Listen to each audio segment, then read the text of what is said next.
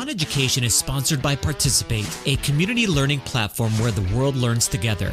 Later in the episode, we'll hear about one of Participate's partners, The Sandbox, and how you can get involved in its free community learning opportunities and live streams. Oh, wow. Who hurt you, Glenn? Who hurt you?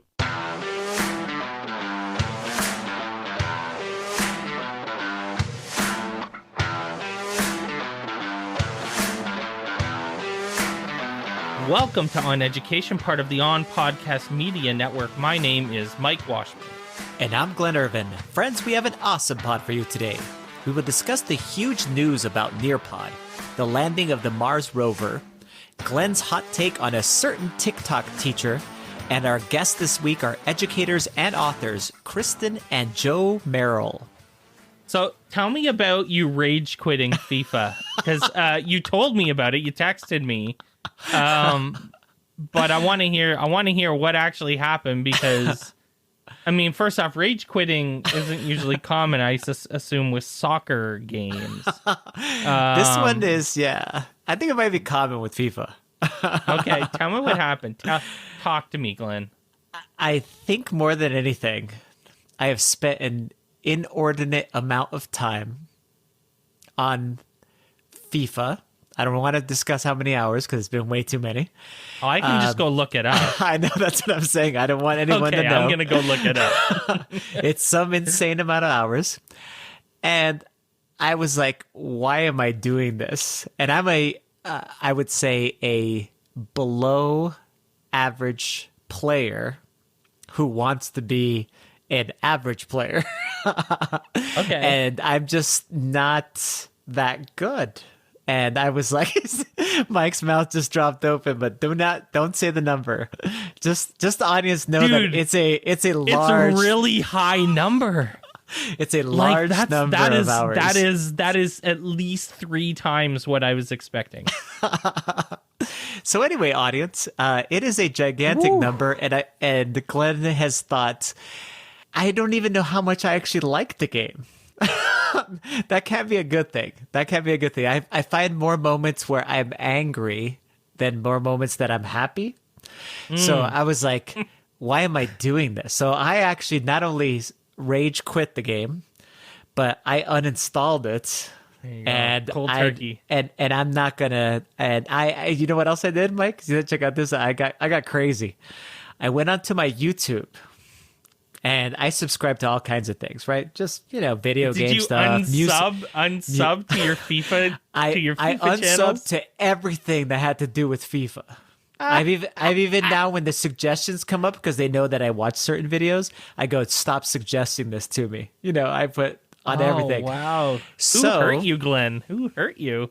It was more a realization of like, I can play other things that I actually enjoy, have fun with. Yeah. Maybe even like Valheim or Stardew Valley. Where I'm like having fun and it's an Stardew enjoyable Valley's time. Happy too. Exactly, like our farming game that we used to play, where it just like you just sit there and you're listening to the music and you're just kind of you're enjoying the time in the space. And I found myself very aggravated and angry a lot, and that's not a space I want to be in. So no, I games aren't supposed to do that. No, and it games did are do supposed that. To be, it did do that to me. And I already play a competitive game, a very competitive game in Hearthstone, and I'm like, why am I doing this to myself? I'm playing 2 ultra competitive games, of one of which I am below average, and that might be a stretch. I might be way below average.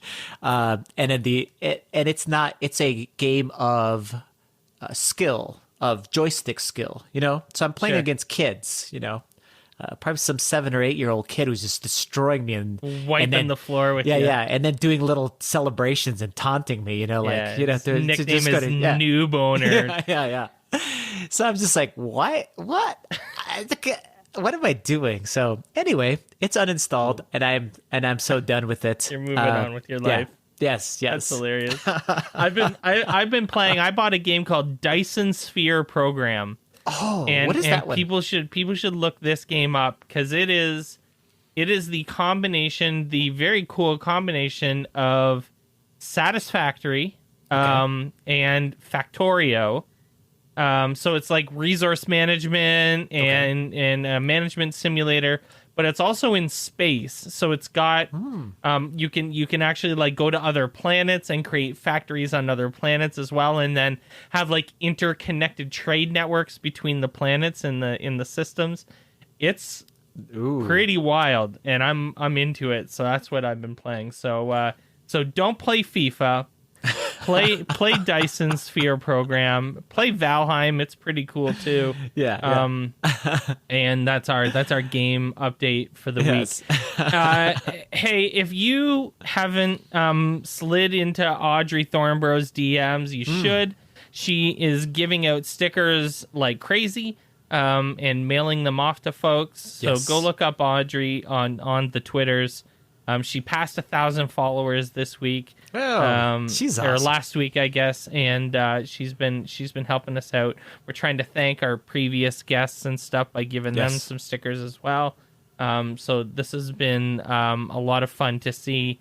Folks are starting to get them. Share them on Twitter when you get them. Tell us how much you like them. Show us where you put them. If you put them on your laptops or your water bottles. I think Kathy Chow Isaacs put hers on her water bottle right beside her Hello Kitty sticker, which means that's how you know it's serious.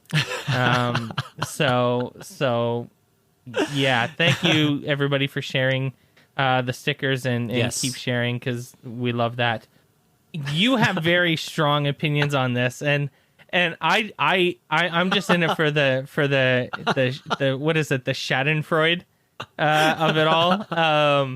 But you know, here's my so okay. Let's set it up. Set the table, Glenn. Okay. Do it. So there's a teacher.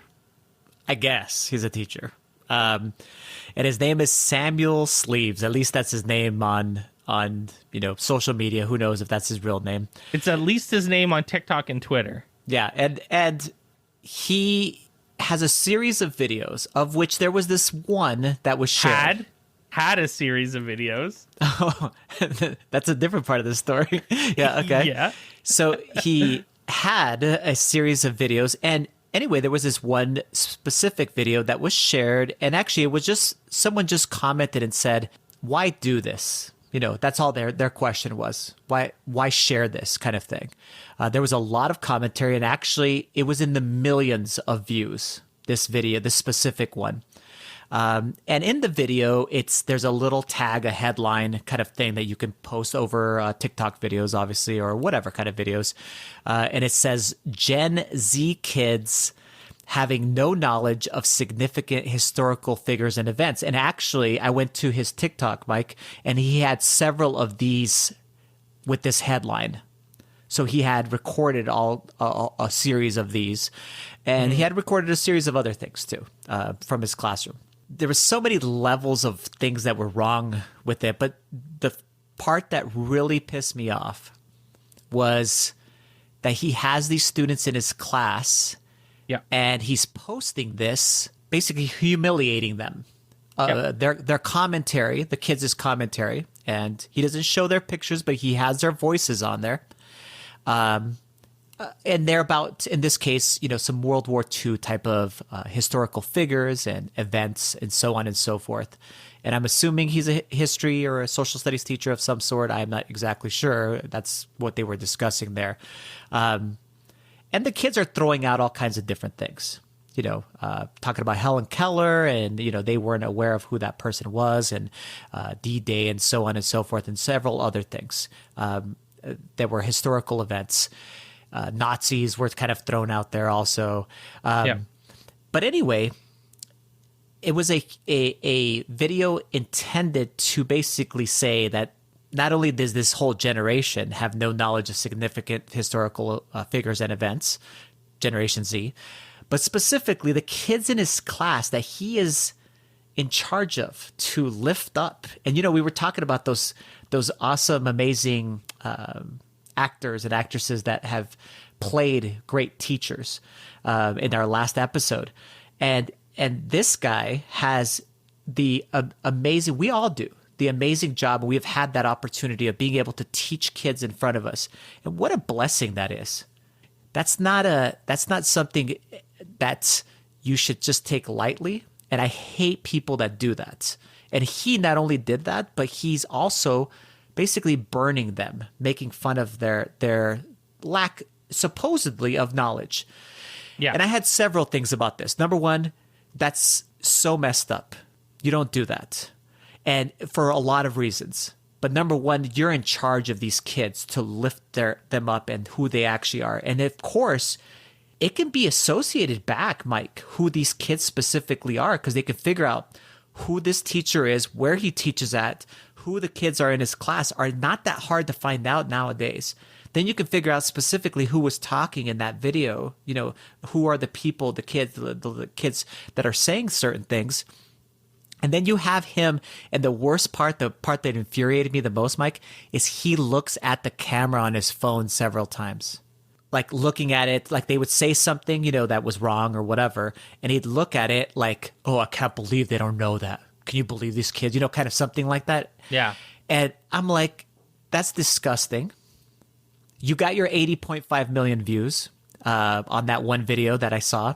But you know what else you got, dude? You got someone that is intent of making sure to report you to your administration and to at least have you checked out for I don't think any of that is appropriate as an educator. It's a violation of the kids' rights. Did you ask them if you could go ahead and post this? I highly doubt that. And did you ask their parents if you could post this, like you burning them on social media? I highly doubt that they know that you did that also. It just, to me, says, man, what a lack of character this person has. Mm-hmm. Who cares about the kids not knowing those specific things? Like a lot of people were caught up and fascinated by, they don't know who Helen Keller is. You know what? That's our job. That's your job, dude. You find out where are they at, as far as different things. And then you know this, Mike, because you're a history buff. You know this and you studied history and you know about it. And the stories, you draw people in with these amazing historical events. History is amazing. History is amazing. And you draw people into it and they want to hear the stories, right? Yeah. It's not about the date or whatever it might be. You can learn those things too, and they're important.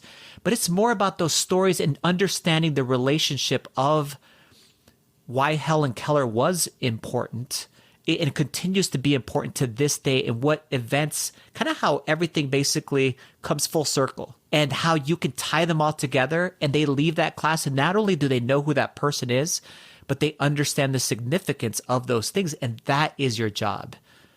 Not posting this crap on TikTok or wherever else and then getting a bunch of, likes and followers and et cetera, whatever it might be on like I think you posted something like this as far as on Twitter. And I definitely retweeted it on the backs of your kids. Basically using the humiliation of the kids so that you can become popular.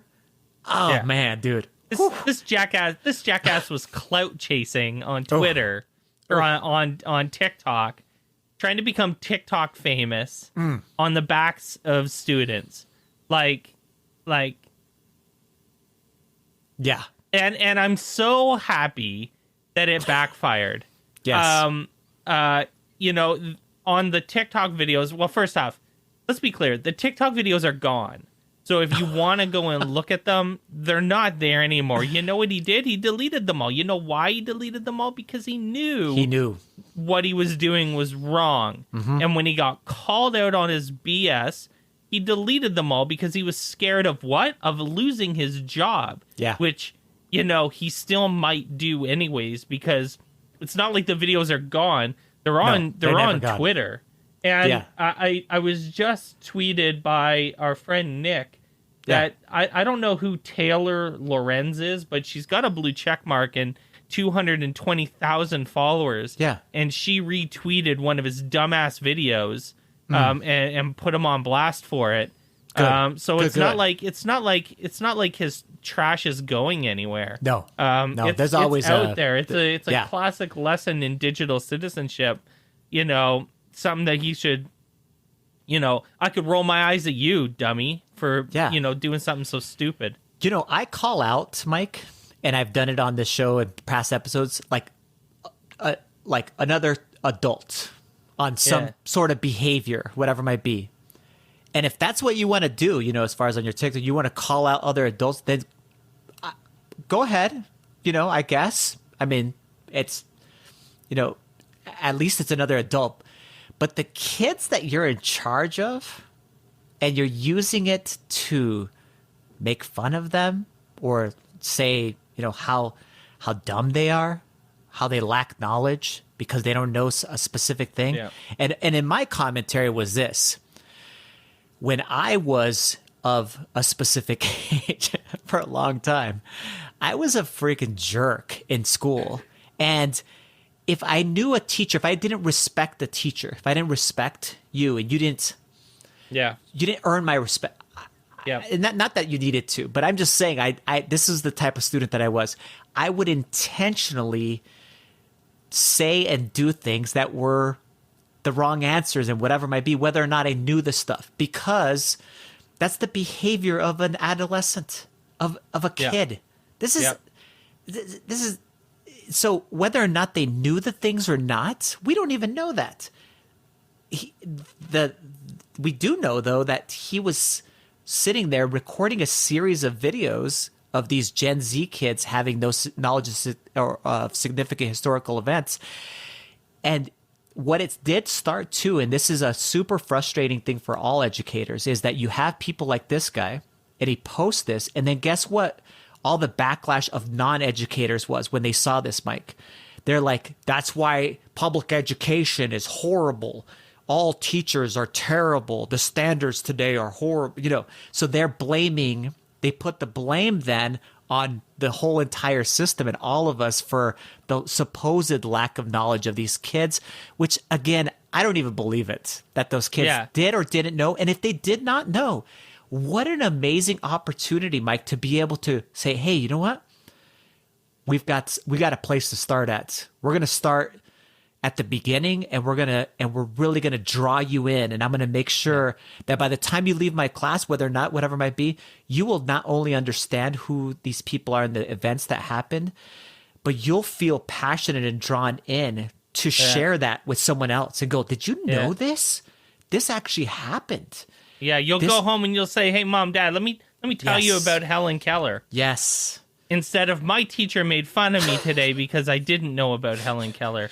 Like, this dummy did everything wrong. So I hope he learns his lesson. Yeah. I think he's in for a world of trouble. And, we call it like we see it. And, there's a lot of other great teachers on TikTok. I even hate the idea of it giving teacher TikTok a bad name, because I've seen some really cool content from educators on TikTok who are doing and inspiring their kids using the platform that the kids want to be on. If this guy doesn't think that his kids aren't going to see or hadn't seen those things, I mean, he should be ashamed of himself, because they saw it. I mean, I have no doubt that they saw it. Yeah. So let's, it's something else. Yeah. Hey, let's move on to talking about a couple other things, because I think we could put this guy on blast all day. Mm-hmm. I'm a giant, in addition to being a giant history, I'm just a giant nerd all around. But, space. You're a space nerd. I remember this. Is also really, really something. And I'll tell you, man, the things we can do.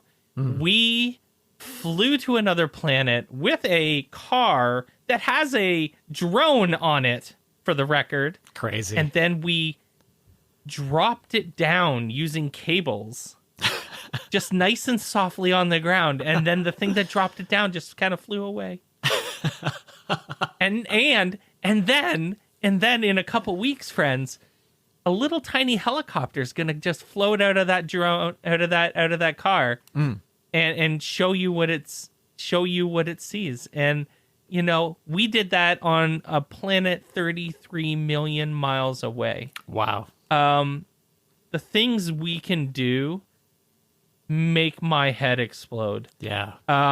It is astounding how smart people are to think, we've done other crazy, we dropped a rover like a bouncy ball once on Mars. On Mars. And we've done this little dropping with the carrier thing and the flying. We've done that twice now. Twice we've done this thing where we've just gently landed a rover on a planet with a little floaty platform that then just goes and flies away when it's done its job. It's just astounding. And I don't know if anyone related to anyone or anyone, is involved in this that listens to our podcast, but congratulations, for God's sakes. Oh my God. Yeah. It's an astounding accomplishment. And I pray to God that, I need teachers to start playing this stuff in their class. Stop what you're doing. And the next time one of those SpaceX tests comes up, play it. Stop what you're doing and watch it. You will get a better use of. There is no better use of 1 hour of your time in your class with your kids than showing them what's possible. Yeah. In almost every situation. Love that. Show them what's possible. Show them the future that they're going to live in. And that one day, we are teaching the kids that are going to live on Mars. I've been saying this for a decade. This is the generation, my son's generation, our kids, Glenn, are the kids. That's the generation that is going to live on Mars. That's insane. And this Generation Z that dumb teacher was making fun of, they are going to figure out all of those things and do amazing things there. Yeah. And continue just the astounding, what you were just describing. They were talking about just the complexity of the mathematics to make that actually happen, Mike, as far as what you were describing, just that setting that thing and then being able to go ahead and know exactly how to go ahead and launch this specific thing at the exact right angle, at the exact right times, and how to go ahead and basically create something that could land on, like you said, on a planet, a different friggin' planet. On a 20-minute delay. Oh you can't fix things in space. No. It's already happened by the time you know about it. By the time you even know, yes. Oh, amazing and awesome. You're right, Mike. Every piece, there is no room for any mistakes in that. And you know what? The biggest takeaway is we spend our entire lives making mistakes so that one time when we can't make a mistake, we're ready for it. Yeah. Great point. Right? Yes. Spend your make all of the mistakes, friends. Teaching, learning, kids, not kids, whatever. Because you need to be, when you need to land a rover on Mars and you can't screw it up, you need to be perfect. Make all the mistakes so that you're ready to be perfect when you need to be perfect. Inspiring is, is an understatement for what these folks are able to do, and it's super, super exciting. Love it. Love it. Yeah. 100%. So we just heard some news. Like, this is like breaking news. I know. There will be people listening to this where this might be the first time you've heard of this. Yes. But Nearpod just got bought. Like they announced it basically like today in the last couple of days. Nearpod got bought by Renaissance Learning. I think it's bad. It's not. It's fishy. You in particular have a pretty strong love affair with Nearpod, and we know people that work for Nearpod, and we know people that work for Flocabulary, that work for Nearpod now, and I would love to. Hopefully, if you're listening and you work for Nearpod, jump into my DMs because I'd love to just talk to you about it. Yeah. But I imagine, especially those Flocab folks that worked for a really innovative small company that was doing some really cool stuff. I'm not sure they signed up to go and work for basically a company that's made their way on testing. That's just like they could have all the money in the world, Renaissance, and it seems like they do because they paid what $650 million yes, for Nearpod. Listen, you can have all the money in the world, but if your values don't align with the company that you're working for, then the money doesn't matter. In a lot of cases, it's why I love working for who I work for and working with the people I love working with, is because I know at the end of the day, that my values align and my goals and my ideas for the way I see learning and teaching in the future of that, aligns. And so if people don't know, Renaissance Learning are the creators of a ton of different software and specifically assessments. But in specific states, you may be familiar with something called the STAR tests, which are quite a few states throughout the U.S. use the STAR test as one of the assessments, and that's part of their company. And this is it's kind of freaky, when you think about these companies that we like you said, I really love Nearpod. Actually, I said that today, I think on a tweet. Somebody said, what would you be doing? Or maybe it was yesterday, if you weren't teaching. And I said, working for an ed tech company I respect, like Nearpod. And I wouldn't be working for Nearpod anymore. I'd be working for Renaissance Learning, I guess, if I was doing that. And that could always happen. And we've talked about that before, with Schoology, when they got purchased by PowerSchool and all of these companies. I guess there's always an exit strategy, right, Mike? I mean, is there? Yeah, I mean, all of these startups are looking to get, if you're a startup creator, you're looking to get bought. Okay. And it's the disconnect between what the CEO and the CMO and the CFO of Nearpod are thinking, and the educators that are so passionately using their products are thinking. Yeah.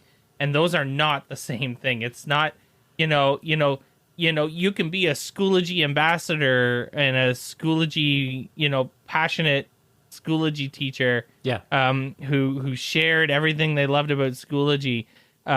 With all due respect, I mean, Jeremy Freeman was looking to get bought out, and he was a startup CEO, and how he's a startup CEO. Because he's starting another company. He's doing it again. Right. He's taking the money that he made from Schoology and doing it again. And it's not an education startup because he's not an educator. And Schoology was just a startup, a tech startup. It happened to be an ed tech startup, and it happened to develop a really passionate community around it. But to a lot of people, it was just another tech company. And then it just got bought out. And this is, to be honest, this is just the way it is. It's brutal, though. And it's,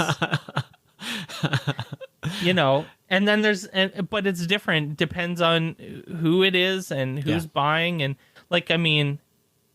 just as much as we can say, how, and opinions vary, I suppose, but PowerSchool buying Schoology didn't turn out the best for some people, and Renaissance Learning buying Nearpod, who's to say? But for all of the ones we think are bad, there's Microsoft, one of the most powerful tech companies on the planet, buying FlipGrid, and that turning out phenomenally.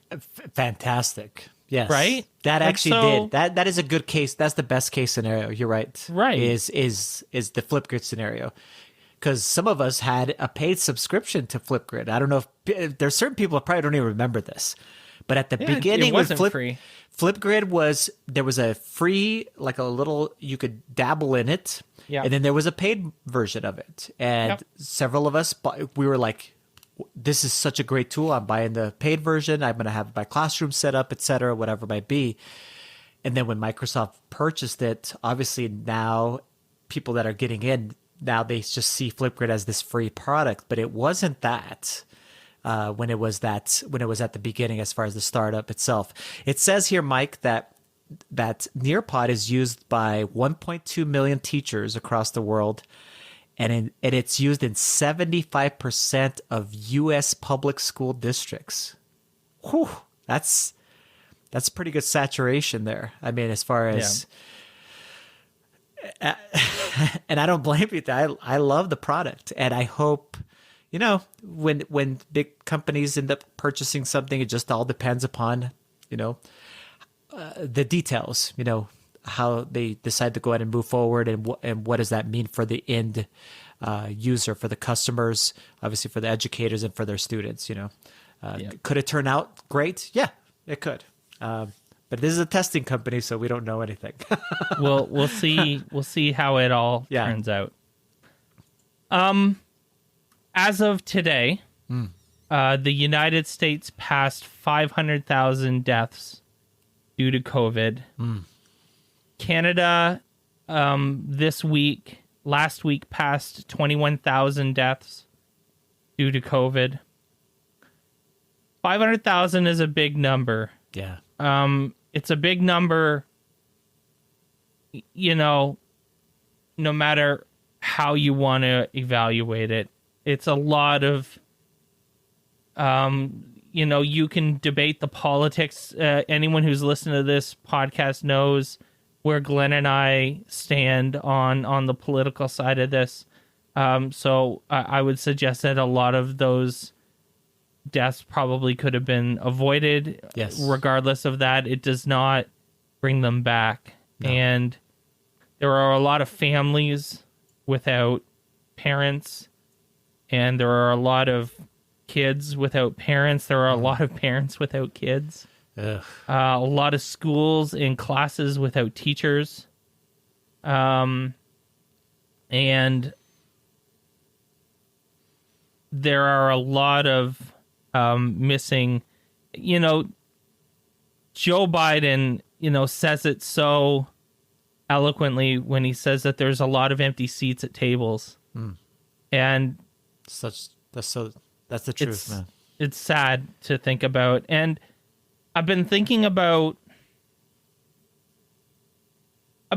lot the last couple days, and especially the last couple hours as I was preparing to do the podcast, also about the folks who are in the grocery stores and delivering things and working in.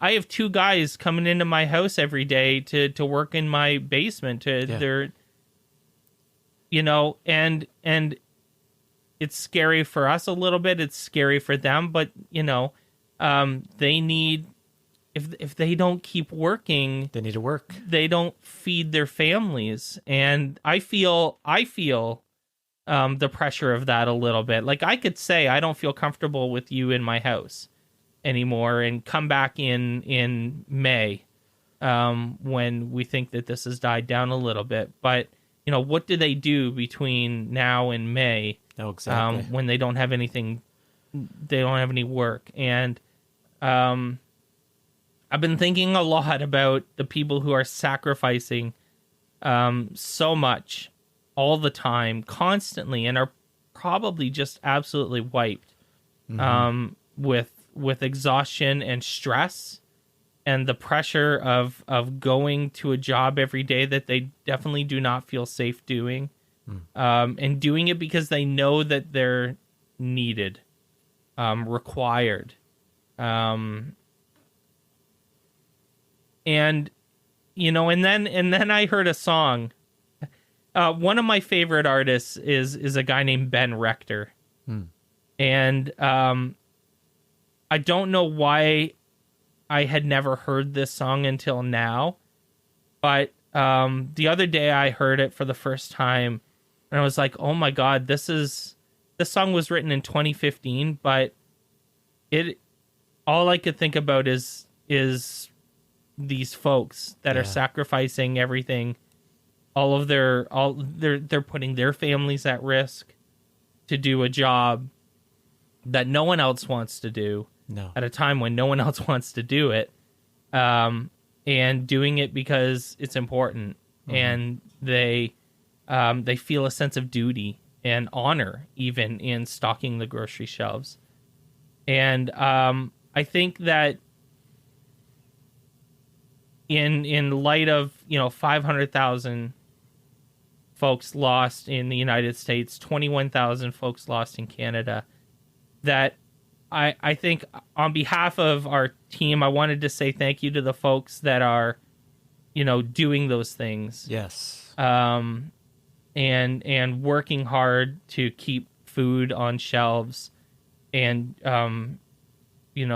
fix people's houses and all of that stuff. We're going to play a song for you. We've never done this before. And I wasn't sure exactly how to do it, but we're gonna play this Ben Rector song. It's called "The Men That Drive Me Places."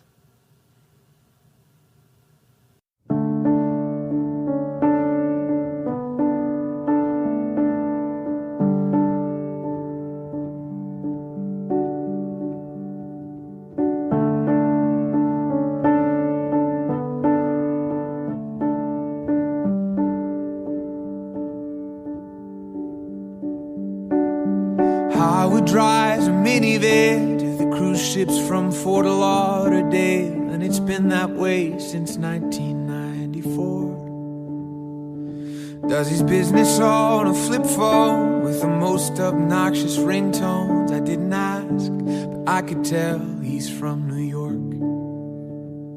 He spoke proudly of his daughter, and that this fall she'd be in college, and that he always wished he'd gotten his degree. You could tell he came from nothing, built her future out of hustling, and somehow I'm the one you people pay to see. Oh, isn't that just the way it goes? You're dealt a good hand, then you get celebrated. Oh, how am I the only one who knows I'm half the man? Other men that drive me places.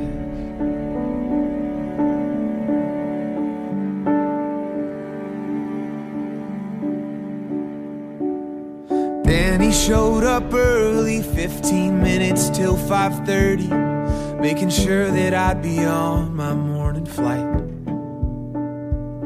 He said he'd love to fix computers, but that he can't until he's fluent. So he spends his driving money taking class at night. He wore a neatly ironed dress shirt, and he helps his kids with homework. Deep inside I couldn't help but ask myself why that night I'm up on stage, everybody knows my name, while Danny's early picking up somebody else.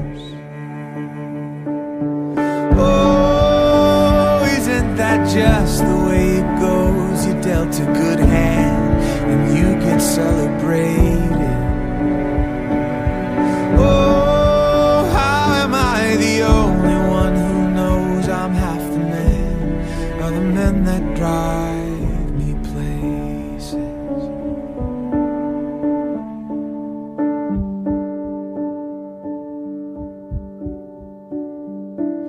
Now everything's not given.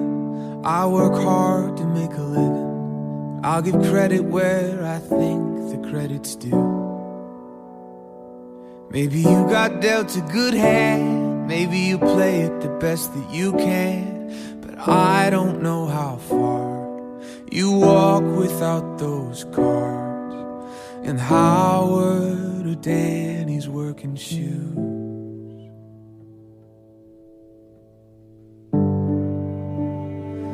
That's just the way it goes. You dealt a good hand and you get celebrated. Oh, how am I the only one who knows I'm half the man? Other men that drive me places.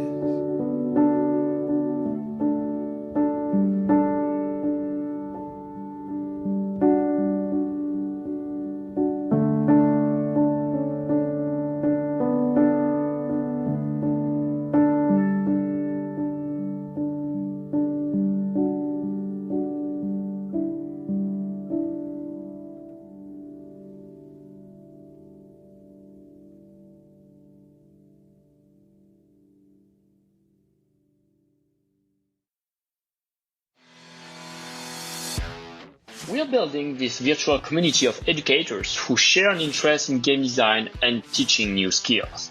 We will use this space to connect, collaborate, and innovate with the Sandbox. That's Sebastian Bourget. He's the co-founder and chief operating officer at the Sandbox.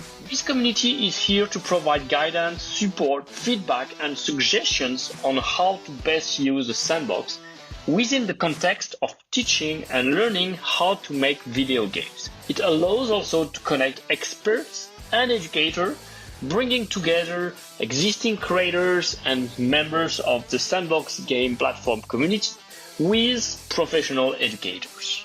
The Sandbox community has grown into a vibrant space of 100 plus educators. How can you get involved? More to come later in the episode. Welcome back to the podcast, everyone. We are thrilled to be joined by one of our favorite EDU power couples. The Merrills are the authors of 2 books, including the newest one, FlipGrid in the InterActive class. Welcome to OnEducation, Joe and Kristin Merrill. Oh man, we are so excited to be with you guys. We just love you guys, and we cannot wait to hang out with you guys. That was such a nice introduction too. Thank you. Not bad for winging it, right? Nah, I don't know if you ever wing anything. Mike is a pro.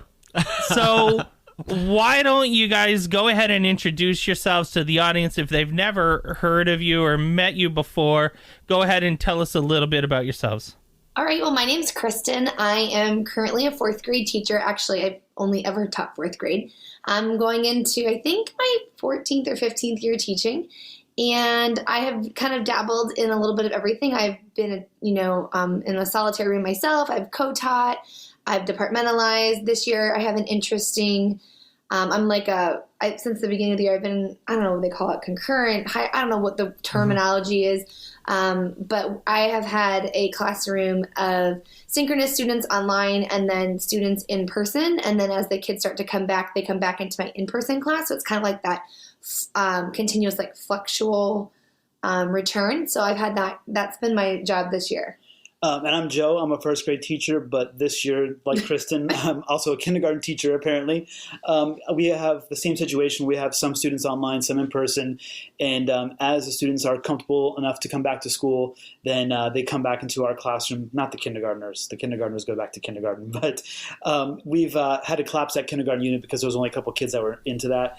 And so we've taken them into our 1st grade class, which has actually worked out great because these kids are awesome, and I've already called dibs on them for next year. So, it's been great. And I do also, like Kristin, have a co-teacher that I am working with, and it's just been a blessing in disguise because with everything that's gone on for this past year, it's been helpful to be able to toss ideas off of somebody else too. Mm-hmm. So I have a weird question. It's kind of a relationship question. I think I asked you a version of this question the last time, but this one is a little bit more in depth. So let me set this up. My wife and I have taught at 5 different schools across 3 different states over the past 20 years. And we're still trying to figure something out. How do you keep school and home life from blending into this mix? Do you guys have a secret sauce, a way to stop that from kind of coming back in, or is it just inevitable that us couples that we're in the same space, we just, you can't help it but bring that work home? Yeah, I think it's a little bit of both, actually, to be honest, because you have to have that decompression from the day, right? Yes. It's like we ask our kids, how was your day, right? And so being able to decompress a little bit like that, I think is really important. But we also are pretty good with leaving work at work and really trying to focus on other things, and trying to be here in the moment with the kids and the boys.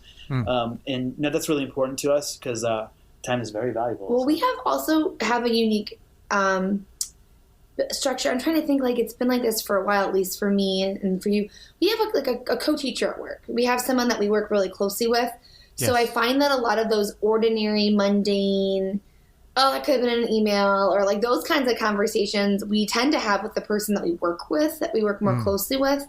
so that when we come home, sometimes we'll decompress, but I would say more at home, our conversations are, I got this really rad week planned out. Listen to what I'm going to do. Let me bounce ideas off. Those kinds of conversations a little more than like, hey, you got report cards done? You know, those kinds of conversations we tend to kind of leave at work because I think it's because we have someone that we talk to about those kinds of things. If we were all by ourselves, I think we might come home and those might spill over a little more. Gotcha. You two could dominate the social structure at your school, though, especially if like Joe led the clique on one side of the school and Kristin the other side, and so then you could be against each other, but on the same side, you could be like spy. Oh, I'm like wrapping a whole mystery I like around to this. fly under the radar. Well, what's funny is that's kind of what our boys do. Like one's in 5th grade and one's in second, and they're on different opposite sides of the building. And so, especially the one that's in 2nd grade, he thinks he runs the show. That might be the other reason too, though, because we are in different levels. Like he teaches 6-year-olds. I can't be in a room with like. I can't relate. We tried it once. We tried. I can't relate to everything all the time with them. Like, so sometimes those conversations we can't really have either because our worlds are so the same, but they're also so different. Yeah. And that might be, you know, part of it too. We kind of just talk about the ways they overlap. I can't teach kindergarten. We've talked about this because my wife's a kindergarten teacher, and Joe and my wife have spent some time talking too. And like they can talk to each other and they speak the same language. Can't do it. Tried it. I've got the jacket. I've got the memento. I'm good now. Can't do it. It's tough, it definitely takes a different kind of person. Exactly. You were just describing concurrent teaching, Kristin. For those teachers out there struggling to reach their students in kind of these concurrent teaching situations or even distance learning still happening in a lot of different places, what are some strategies that have been effective for you guys to create those relationships with those students? Because I hear a lot now as an instructional coach from my teachers that it's impossible to do that. But I've also seen where a lot of people have had success, creating that environment like they did in the face-to-face environment, that they're able still to do that in this kind of virtual or kind of a halfway in between, situation, depending upon where you're at.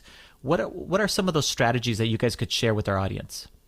So our situation is unique in the sense where our administration developed our classes so that way when the kids were coming back to school, they would just land back in our classroom, which is perfect because what it allowed us to do was it allowed us to create the culture and the classroom environment that you would normally have in a traditional setting, in an in-person setting. And that way when the kids did come back to school, they were already comfortable with everything. And so, we really try to plan for the digital side of it first and then back that into the classroom. And so that way, it's the same experience on both sides of the lens. And like I said, it just made a really seamless experience for those kids who did eventually come back to school. They felt like they were already friends with everybody. There was no crossover there. And it was a really easy experience going from home back into the classroom. And there's lots of other platforms that we use that help that, like FlipGrid, for example, because then the kids are able to collaborate and connect with each other, see each other, in some cases without a mask on. And so, when they come back to school and they see with the mask, then that's a little bit different, because we have to wear masks at school. Sure. But for the most part, it's been a really easy experience just planning for the digital side and then backing that into the classroom. Yeah, and I think getting the kids involved in it too. So in addition to like FlipGrid, like Teams, like there's a lot of programs. So at the beginning, it really was like, okay, I'm the teacher. I've got to listen to you. I've got to listen to you. And I'm like literally wearing earpieces. But now we're to the point where the kids are allowed to talk and see each other. So if we're doing a conversation or we're doing something that needs, I will literally take that laptop and unplug it and set it on a desk and be like, all right, guys, here you go. And I put my kids in charge, and the kids sitting at the table will sit and have the conversation, or they'll flip the cards with the kids, or they'll interact with the kids, and giving them that kind of ownership. Let them create the relationships with their classmates, going into a Teams call and having breakout rooms where the kids from home and the kids in person are sitting there talking together and doing things. So it's not I'm the only relationship with the kids, that they're building those relationships together, I think has really helped. That's awesome. So let's talk about the new book. We last had you on just over a year ago when you released your first book. And so now you're back with FlipGrid in the interactive class. Tell us just a little bit about what you did differently in this book, other than obviously a focus on FlipGrid. So with this particular book, anybody who's familiar with FlipGrid knows how quickly things evolve and change. And so we spent a lot of time working with the team at FlipGrid and trying to figure out what the best way to deliver this would be, because we couldn't get it out fast enough before something else changed, right? Mm-hmm. And so that was our challenge, was really trying to figure out, what can we write about that's not going to already be out of date by the time it gets pressed. What are those foundational things that really hold up FlipGrid as for what it is? So we had to get kind of clever with it. So you'll see, I think probably even more QR codes in this one. And the reason why is because then we have control to be able to keep that updated. So, if you there's an example that you want to see that you're reading about, we now have the ability to keep that updated. So you just scan that QR code and you're going to see what the latest version of FlipGrid would look like. And so thinking out of the box kind of like that, and we can't take credit for that. That was the FlipGrid guys that came up with that idea. But that was probably the biggest challenge. Yeah, the original book is more about the definition of what interactive learning is and how you can take that into your classroom and your lessons. This book is more like, okay, FlipGrid is interactive, and everything about FlipGrid is interactive. So what are some of those pillars that FlipGrid stands on that you should have in your classroom? So there's a chapter on pedagogy, and then there's a chapter on global learning. There's a chapter on digital citizenship. So some of those pillars that FlipGrid stands on that we feel like should also be part of the interactive class, but then how they kind of what is interactive pedagogy? What do we believe? What is part of our pedagogy? Why do we want to have global learning? What kinds of things do we, there's a whole chapter on social learning and social media and how we can integrate those things and why we should be integrating them. So it is a little bit more hyper focused on FlipGrid, but really the whole first half of it are those pillars, and then just kind of loosely ties in how FlipGrid is related to those things. Yeah, and then of course the second half is all the lesson ideas. So I think there's 75 plus pages of lesson ideas, and I would say probably 85 to 90% of them all have lessons that are attached to them, meaning they're already in the FlipGrid Disco library. So you'd be able to scan that QR code and find it and then download it. Yeah. The teaching is the teaching, right? No matter what changes with the system or the user interface or whatever, which FlipGrid is growing fast and is moving fast, and so many things are changing, but the teaching is the teaching, and that's a solid thing to rest the ideas on, right? Yeah, the act of teaching, we always talk about the content that you teach doesn't really matter when it comes to an interactive class, but the how you teach and those concepts and those philosophies that you kind of want to keep in your head as you're planning anything with your students, those don't really change. They don't, whether it's a platform that you've been using for 10 years or that you just started using, you still want to ask yourself those same kinds of questions before, evaluating whether you want to do it or not. So FlipGrid has not even been out 10 years, I don't think. Maybe 6, 7, 8, maybe 8 years FlipGrid has been around. There are lots of applications, lots of programs, lots of tools that teachers use that don't have books about them, that don't have, I want to use the word rabid, but they don't have activated communities of educators that are really, really into using their product like FlipGrid has. What is it about FlipGrid? Why does FlipGrid have such a loyal, passionate, fan base? It maybe is a word. Yeah. Enough that you guys would say, let's write a whole book about how to use a tool that's only been around for, less than 10 years, to show you how great it is. What is it about FlipGrid? You hit it when you said community. That community is what makes that program. And again, I'm going to go back to those pillars. That community is part and has been built to be that community, not because they love FlipGrid and they love pushing the green plus sign. It's because they believe in global learning. They believe in equity. They believe in digital citizenship. And these are a lot of things that weren't really at the forefront. When I was a teacher, I didn't go to school and I wasn't taught digital equity.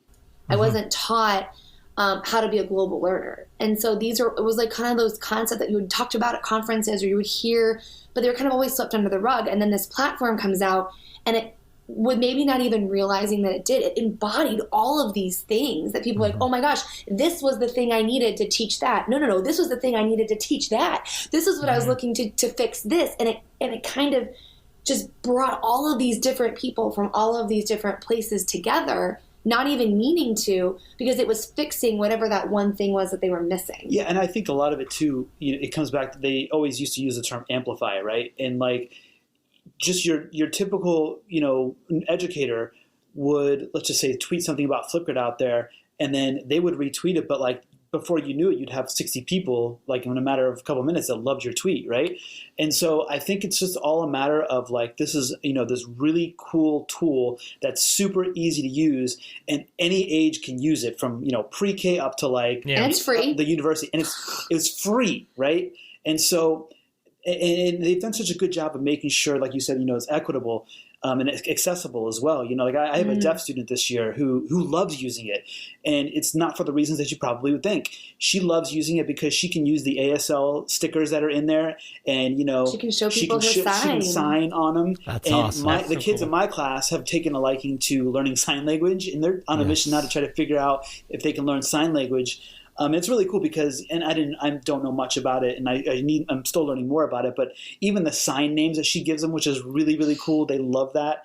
And so they've kind of earned their sign names, which is really cool. And she always looks at me and goes, okay, Mr. That's what we were joking about earlier. Like, we're like, okay. She like cracks jokes on there. But like, think about this platform that, allows a student who's deaf to communicate and joke with their classmates, but also lets a biology teacher, allow students to, report on data, which also allows kids to do math homework in kindergarten. Like, it literally fills that gap for so many teachers. And like I said, I can't think of another platform that does all of that. That's free, that does all of these different things. And we never thought we were going to write another book. Like, this was not something, but because it does so many of those things and it embodies so much of what we believe in terms of interactive learning, people started coming and saying, like, when are you going to write FlipGrid in the interactive class? Like, that's your tool. Like, that's your thing. And after so many times, we looked at each other and thought, shoot, we have to write this book. Like, people are going to, like, they've literally gave us the title of it.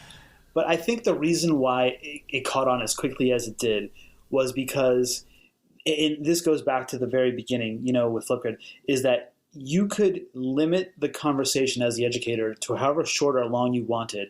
And what that did was it prevented that talkative student who's always calling out in class to have the same amount of time to discuss their ideas as that shy and reluctant student in the back of the room. So essentially what you did was you took that shy and reluctant student in the back of the room and you moved them right to the front. And so now everybody's voice is the same time, is at the same distance, right? And there's the same amount of time to record. And so it gave everybody that equal amount of playing time. And I think that when educators started catching on to that, they're like, whoa, this is powerful, and this is something that I can use in my own classroom. The other thing that they did that we were talking a little bit about this before in a different term, like in a completely different context, but they listened to educators. Mm-hmm. I don't know of another single app that I use, paid for, free, that asks me on a regular basis what I need, what I don't like about it, what I want to change, and then does it. And then comes up with these updates.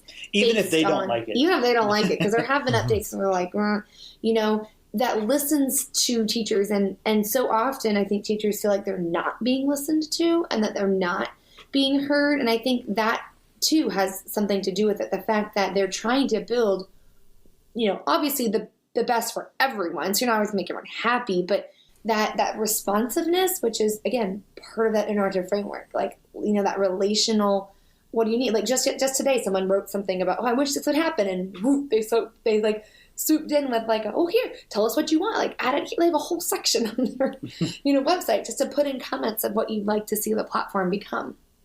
There's a lot of edtech products, and they have ambassadors, and they have people that support their products and tweet about it, whatever it might be. But I actually, when Mike and I were speaking to them at a conference here in Minnesota, I mean, we said this to their faces, to Charlie, the guy who created FlipGrid. I was just telling them and a group of the people that work there that they feel like the most authentic. Like even the people that support them, it's not just because of some kind of hype, you know, kind of like we're just building something up or an ad. It's like a big ad. It's like, no, it's genuine passion for what it can do, what the product can do, and what it has done for like what you were just describing there, as far as for your students, what it's done as far as amplifying their voices or whatever it might be. So it's really the most authentic group of passionate people supporting an ed tech product, which that's a freaking home run. I mean, for that, for them. The majority it's of the just people like, who work there are teachers. Yes. A lot of them. I mean, the ones that come right up to my head, they're in education. They've been in education. Yes, makes a big difference. Love your story. They want to hear your story. They want to hear what you're doing with it. That inspires them. And the whole idea of where FlipGrid even came from, which is a conversation for another time, but that in and of itself is a really cool story. Yeah. Because, I mean, that was obviously, like, if you think about where that story started and where it is now, not much has changed, right? It's all about students. So. Mm-hmm. Yeah. So how can our listeners connect with both of you online, and where can we go find your new book? All right. Well, we're at the Merrills EDU and all platforms. TikTok included. Oh, stop it. He keeps saying this, but we're slow start on TikTok. When we don't dance or sing. So those just don't make it on. Though I would pay to watch Joe dance. He did a funny little head one that was pretty entertaining. You let me know. I'll amplify that. There you go, yeah. More like little micro tips and like fun things there. But on Twitter, on Instagram, Facebook. Yep, our website. Our website's at themerrillsedu.com. It's 2 R's and 2 L's because? There's two of us. How good is that? How corny is that? I love it. Yeah, so you can tell Joe came up with it because I did. She drives her nuts. Because he says, how good is that? And she says, how corny is that? Every time we'll be talking and like, why? I'm like, because there's two of us. So, yeah, I mean, you can reach out to us on any platform. We have a spot on our website. I'm surprised by how many people really do. I think we get more people reaching out to us on our website than we do on like social media platforms. But anywhere you can just message us, whether it's just how to get our book, which is on Amazon. If anyone wants to order more than one copy, like if you want to order for a school, contact us directly because we can get it much cheaper. But it's on Amazon. Both of them are on Amazon. And yeah, so...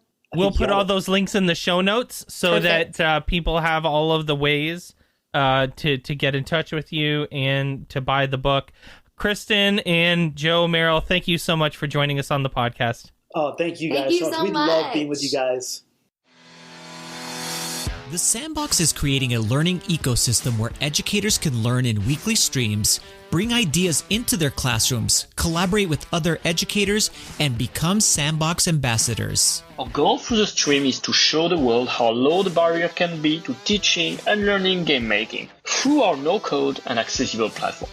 Anyone can do it. Passion and education. You can feel it in the streams as we explore and share ideas around game design implementation in your teaching practice. Join the community to learn more at go.participate.com/sandbox. Thanks for listening to OnEducation. My name is Glen Irvin. My co-host is Mike Washburn. OnEducation is part of the On Podcast Media Network.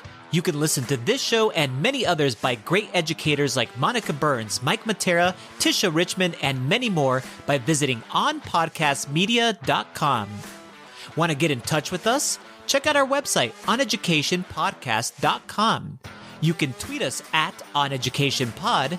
Mike is at Mr. Washburn on Twitter, and I can be found on Twitter at IrvSpanish. You can find us on Facebook by visiting facebook.com/oneducationpod. We're also on Instagram at oneducationpod. If you're enjoying the show and think others would too, we would be thrilled if you shared it with them. Please leave us a rating or review in Apple Podcasts or Google Podcasts. When you leave a rating, it gives our rankings a boost. This helps others discover the show. We want to thank our presenting sponsor, Participate, for supporting us. Check out participate.com to learn more about them. Thanks as always for listening, stay awesome, and see you soon.